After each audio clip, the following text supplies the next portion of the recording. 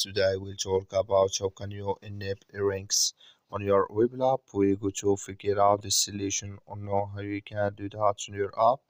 So you just follow these ways, then it's going to work with you.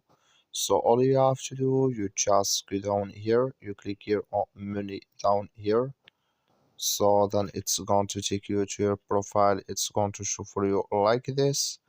You click here on settings here, you just click here on settings. So then it's going to take you to next step here. It's going to show for you like this. So then you click here on chart settings here, you just click on it. Then it's going to take you to this list. It's going to show for you like this.